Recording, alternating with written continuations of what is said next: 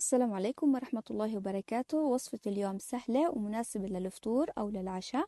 عبارة عن خبز حمام مغلف بخليط من البيض. ولتحضير هالوصفة بنحتاج لحبتين بيض كبار، ضفت عليهم نص كوب حليب سائل، ملعقتين كبار طحين منخول، ملعقة صغيرة بيكنج باودر، ونص كوب شاي زيت زيتون.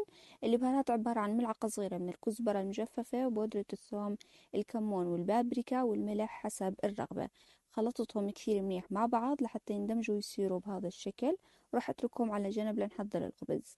للخبز بنحتاج خبز حمام، يفضل يكون الخبز بايت ما يكون جديد. احتاجت تقريبا 3 حبات، قطعتهم بهذا السمك. السمك لا سميك كثير ولا رفيع كثير. كملت تقطيع باقي الكمية بنفس الطريقة اللي صار بهذا الشكل.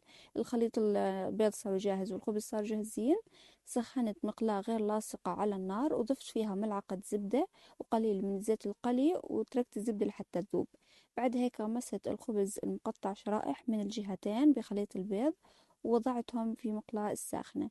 كررت نفس الخطوات لخلصت كامل الكمية، وتركتهم على النار لحتى ينضجوا. من الطرف الأول يتحمر، بعد هيك قلبته على الطرف الثاني لينضج ويتحمر. النار كانت منخفضة لمتوسطة، وبس يجهزوا بنرفعهم على النار. وصحتين وهنا.